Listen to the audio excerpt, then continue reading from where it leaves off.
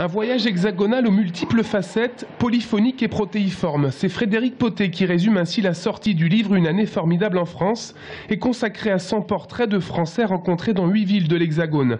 Une expérience unique menée par Le Monde pour radiographier le pays à l'occasion de la campagne des présidentielles. Il en ressort des centaines de rencontres et plus d'1 million de visites sur le blog.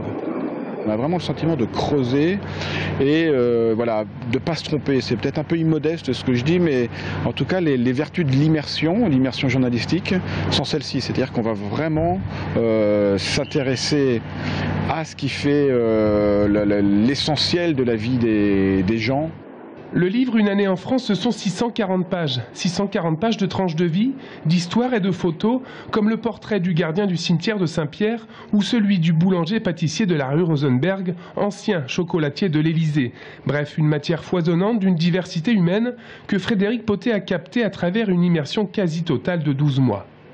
Quand le blog s'est arrêté, donc en juin, il y a eu un gros moment de tristesse, évidemment, qui était partagé par tous les autres rédacteurs, journalistes du journal qui avaient un blog dans une ville comme cela.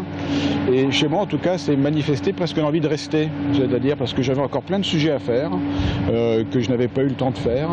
Et je me suis vraiment posé la question de savoir si j'allais pas continuer moi-même encore un petit peu. Finalement, le blog sur Saint-Pierre-des-Corps va continuer grâce aux étudiants en journalisme de l'IIT de Tours. Quant au Monde, il lance un nouveau blog alimenté par la rédaction sur une thématique unique consacrée à la crise et disponible à la lecture dans la version papier du journal.